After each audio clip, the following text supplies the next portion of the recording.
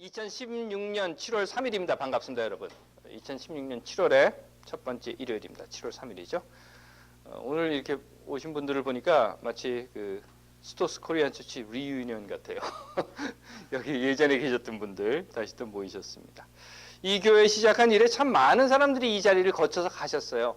계속 이제 떠나시고 그랬는데 저는 어차피 보내야 하는 입장인지라 웬만하면 이별을 좀 즐겨보자 라고 생각은 하는데 쉽지는 않죠. 우리 말 중에 이런 게 있어요. 회자정리. 그렇죠? 하지만 그럼에도 회자정리 뒤에는 항상 따라오는 말이 있습니다. 거자필반이라고. 그래서 떠나고 다시 돌아오고 하는 거죠. 그래서 저는 이런 생각을 했습니다. 거자필반할 때 반갑게 맞이할 수 있는 자리가 있다는 것. 다시 말해서 돌아올 수 있는 자리가 있다는 것. 또 돌아올 수 있는 자리를 지키고 있다라고 하는 것. 어쩌면 그게 내 나름 해야 하는 일 중에 하나인가 생각을 했습니다.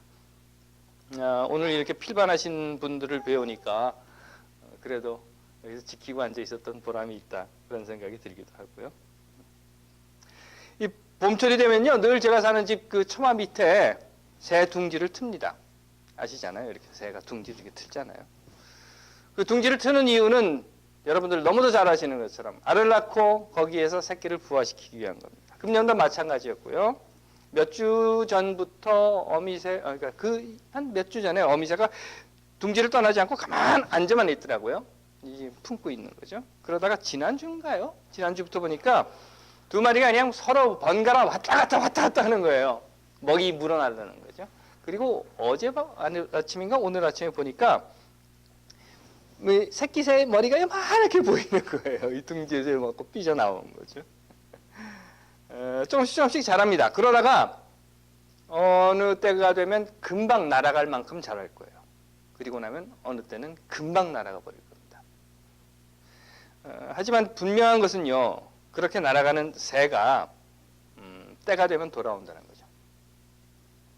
글쎄요. 제가 얼마 살아보진 않았는데 살면서 그런 걸 느낄 때가 많습니다. 살아있으면 반드시 만난다. 그렇기 때문에 떠날 때는 꼭 뒤를 다시 한번 돌아보자.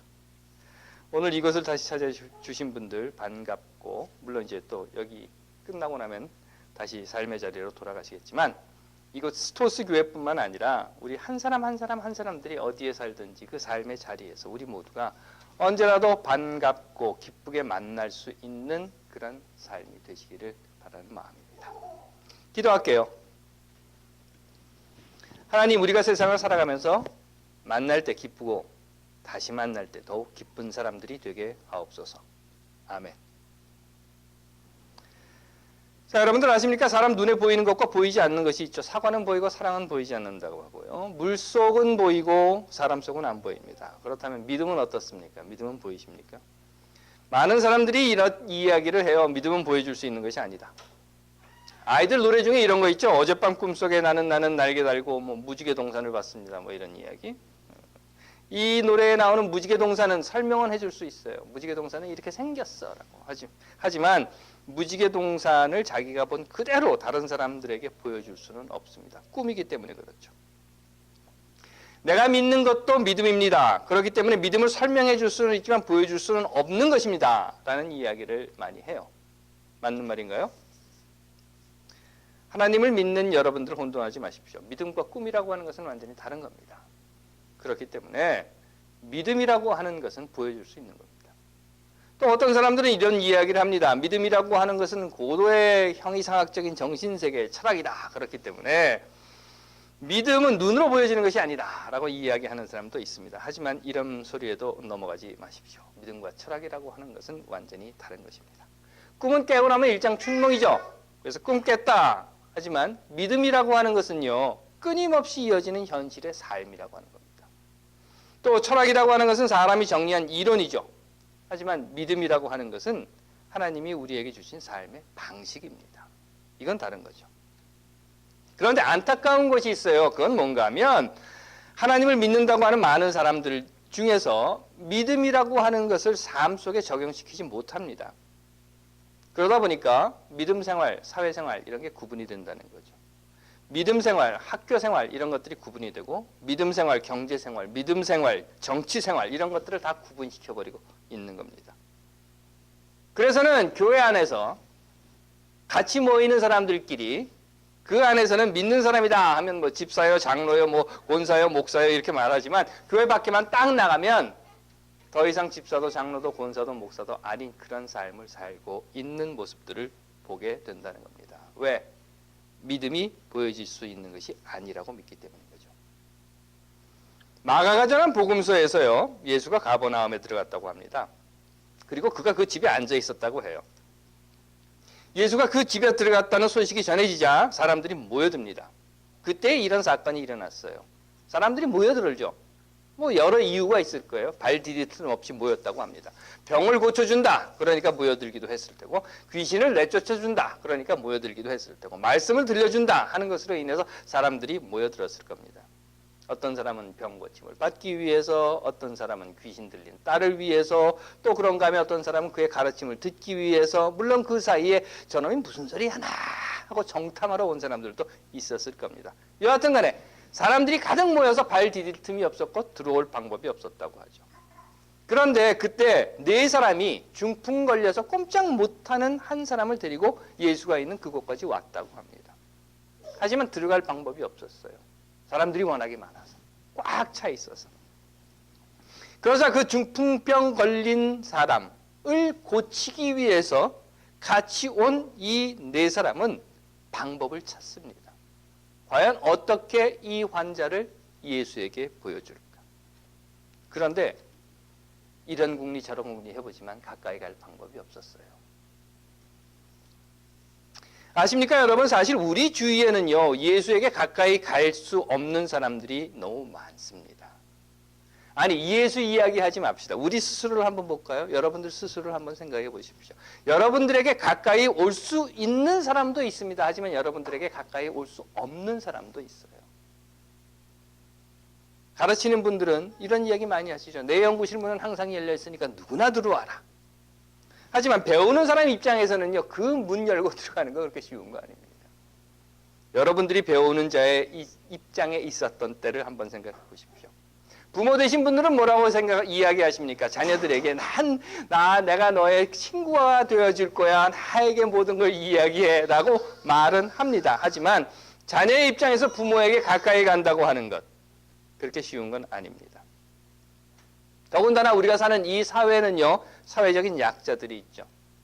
언어, 문화, 또는 성별이나 성정체성이라, 사회적 지위나 나이, 또는 학력이나 경제력, 이런 것 때문에 그냥 문 열고 들어오면 돼. 난 항상 열려 있어라고 말을 하지만 꼭 기억하십시오, 여러분. 여러분들의 문을 여는 것이 쉽지 않은 사람들이 우리 주변에 있습니다. 그리고 지금 이곳에 이 중풍병자를 데리고 온 사람들, 이 사람이 지금 예수에게 가는 길이 어려운 겁니다. 막혀 있는 겁니다. 혼자 거동할 수 없는 사람이었고, 어느 정도 심각한 상태인지 우리는 알지 못하지만 누워 지낸 사람이었던가 봅니다. 어쩌면 자기 혼자 음식을 먹지 못해서 누군가가 음식을 떠서 입에다 넣어주어야만 했던 그런 상태인 사람일지도 모르겠습니다. 결코 혼자서는 예수에게 올 수 없는 사람, 그래서 친구들이 들고 왔어요. 그런데 이제 사람들로 막혀 있습니다. 혼자서는 저 문을 열고 들어오지 못하는 사람, 오는 길을 몰라서일 수도 있겠죠. 또는 쑥스러워서, 또는 두려워서, 용기가 없어서, 또는 올 수 있는 방법이 없어서.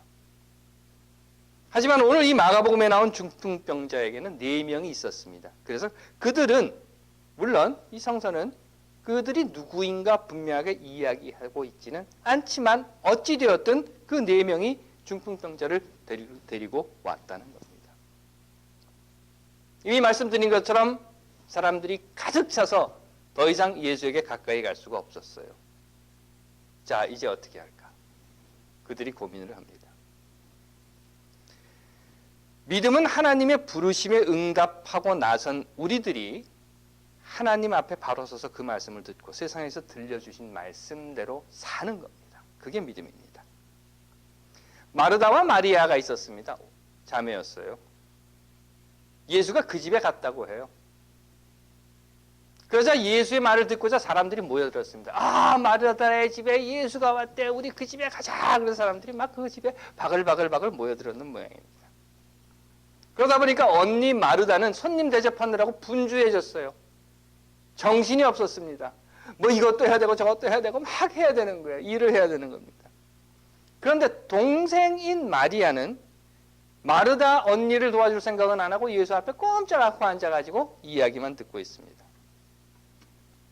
언니인 마르다가 예수에게 말해요.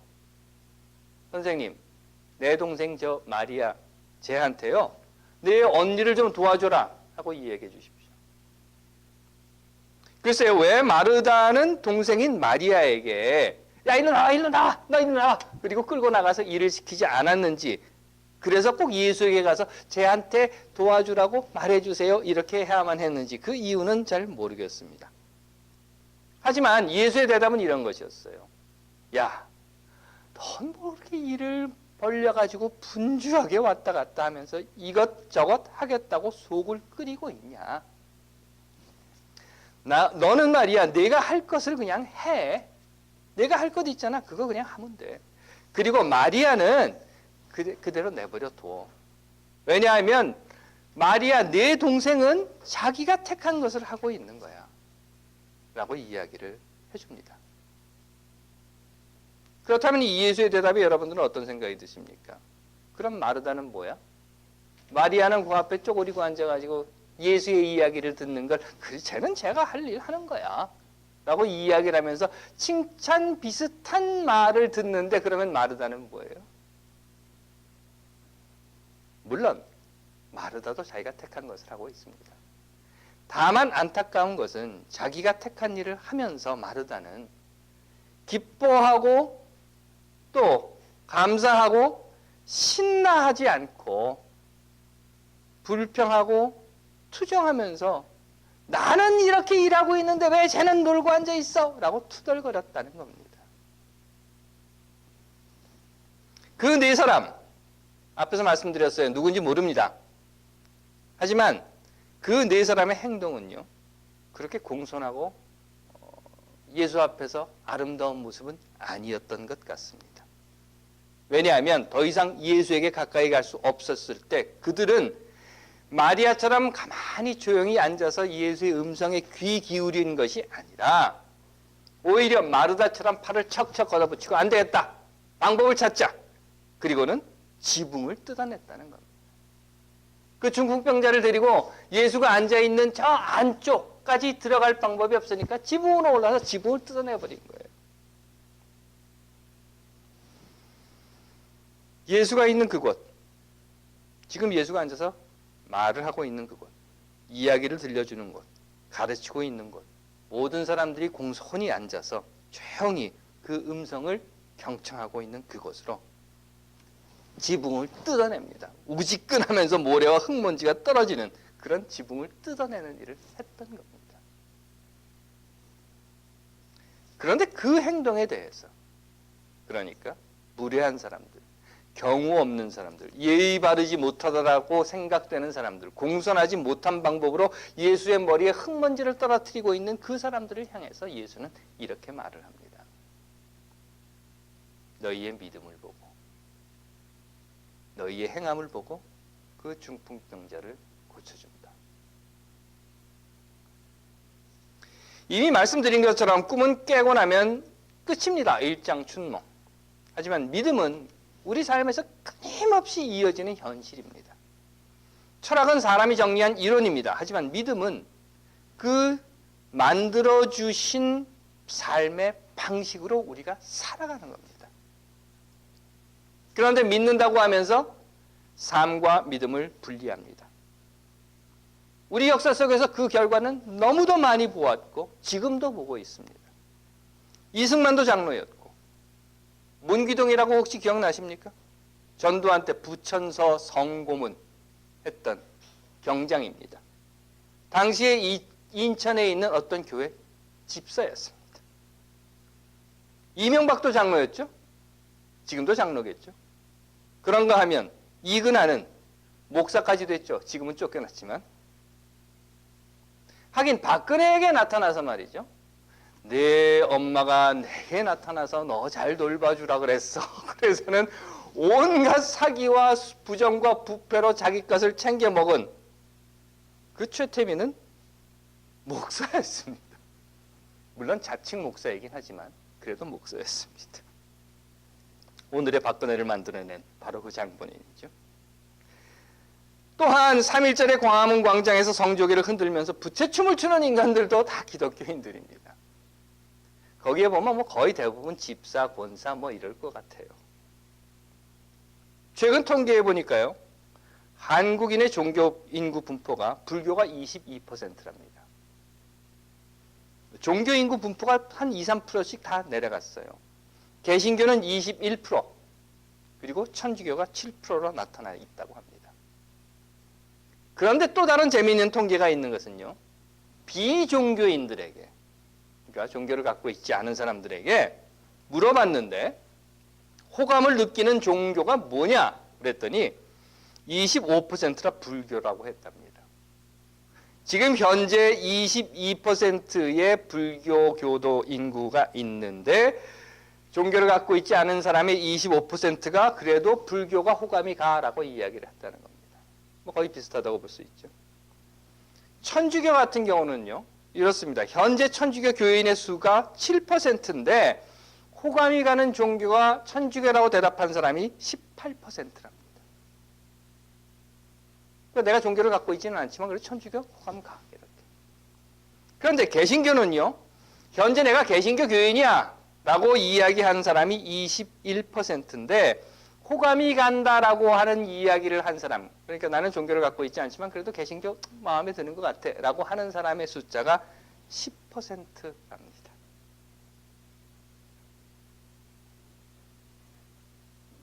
어쨌든 이 통계를 보시면은요, 기독교, 그러니까 개신교와 천주교를 합해서 기독교 인구가 28%가 된다는 거예요. 그 말은 4명 중에 1명보다 훨씬 많은 사람이 기독교인이라는 겁니다. 한국 사회에서 4명에 1명 이상인 거죠. 그런데 어째 한국 사회가 이럴까? 어째 한국 사회가 이럴까? 제가 일일이 다 말씀드리지 않겠습니다만 어째 대한민국이라는 사회가 4명 중에 1명 이상의 꼴로 하나님을 믿는다라고 하면서 이럴까? 만일 형제나 자매가 헐벗고 일용할 양식이 없는데 말이죠. 여러분들 주변에 형제, 자매 또는 뭐 이웃이든지 누구든지 간에 일용할 양식이 없고 그리고 헐벗고 있는데 여러분들이 그에게 자 평안히 가라 라고 이야기를 하면서 편하게 일할 수 있는 일자리를 주지 않고 오히려 뺏어서 비정규직으로 내쫓아버린다면 덥게 해라, 몸 따뜻하게 하고 잘 지내 라고 말을 하면서 몸을 따뜻하게 할 옷도 집도 연료비도 주지 않고 오히려 빈곤 노인들의 기초생활비를 깎아버린다고 하면, 또는 배부르게 해라, 잘 먹어야 돼 라고 말을 하면서 오히려 아이들의 밥그릇을 빼앗고 급식을 중단해버린다고 하면 너희들이 하는 말이 그들에게 무슨 도움이 되겠느냐, 이런 겁니다. 여러분들이 하는 말이 그들에게 무슨 도움이 되느냐 하는 겁니다. 아니, 그 사람들뿐만 아니라 내가 하나님을 믿는다라고 이야기하지 않습니까? 내가 하나님을 믿기 때문에 그들에게 따뜻하게 하고 무슨 뭐 배부르게 하고 편안하게 살아라 라고 말을 하는 그 말이 내게 무슨 도움이 되겠느냐 하는 겁니다. 그렇게 이야기하면서 주지 않고 그렇게 이야기하면서 빼앗고 그렇게 이야기하면서 때리는 것이 하나님을 기쁘게 하는 것인가 하는 이야기입니다. 그렇기 때문에 행함이 없다고 하면 그건 믿음이 아닙니다. 그래도 난 믿어. 그리고 부채춤 추는 그런 믿음이라면, 그래도 난 믿어. 그리고 십자가 알바단, 그래서 댓글 공작이나 하고 있는 그런 믿음이라고 하면, 그래도 나는 믿어. 그리고 헌금 빼돌려서 공금 유용하고 있는 그런 믿음이라고 하면 그건 죽은 믿음인 겁니다. 죽은 거예요. 제 이야기가 아니라 야고보서에 나와 있는 이야기입니다. 저는 이렇게 생각합니다. 믿음이라고 하는 것은요, 팔을 척척 걷어붙이고 하나님 보시기에 좋은 일을 하는 겁니다. 일을 하는 겁니다. 그리고 함께 중요한 것은요, 그러니까 내가 하나님을 믿는다고 하면 행하는 것이 중요하지만 또 행하는 것과 함께 중요한 것은 믿음을 팔을 척척 걷어붙이고 일을 하는 그 행위가 믿음이다라고 외쳐야 하는 겁니다. 사람들에게 전해야 하는 겁니다. 왜 그런 줄 아십니까? 세상에서 자유, 정의, 평등 같은 말은요, 누군가 계속 외치지 않으면 금세 잊혀져 버리고 맙니다. 내 삶과 직접적인 관계가 없다라고 하는 순간 그냥 잊혀져 버리는 겁니다. 마찬가지로 하나님께서 창조하신 자유와 하나님의 뜻인 정의, 그리고 하나님께서 모든 이들에게 부여하신 이 평등이라고 하는 것은 누군가 끊임없이 외치지 않으면 아무도 기억하게 되지 않는 겁니다. 그렇기 때문에 믿음은 행함이고 믿음은 또한 행함이다 라는 것에 대한 외침인 것입니다. 하나님께서 사랑하시는 여러분, 그리고 하나님의 사랑을 믿는 여러분, 믿음대로 입을 열어 외치십시오. 그리고 믿음대로 행동하십시오. 줄인 자를 먹이고 목마른 자를 마시게 하고 나그네 된 자를 영접하고 헐벗은 자를 입히고 병든 자를 돌보며 옥에 갇힌 자를 찾아가 보십시오. 가난한 자에게 복음을 전하고 포로된 자에게 자유를, 그리고 눈먼 자를 다시 보게 하고 눌린 자를 자유롭게 하는 하나님 나라의 그 뜻을 전파하는 것, 이것이 곧 우리 믿는 자들이 해야 하는 행위인 것입니다. 또한 이것이 오늘 하나님께서 우리를 통해서 보시기 원하는 믿음이라 저는 생각을 합니다. 하나님께서 사랑하시는 여러분, 여러분들이 믿음으로 행할 때, 여러분들이 믿음으로 외칠 때 세상은 한 걸음 더 하나님 나라에 가까워질 것입니다. 기도하겠습니다. 하나님, 우리도 하나님의 뜻을 행하며 살게 하옵소서. 아멘.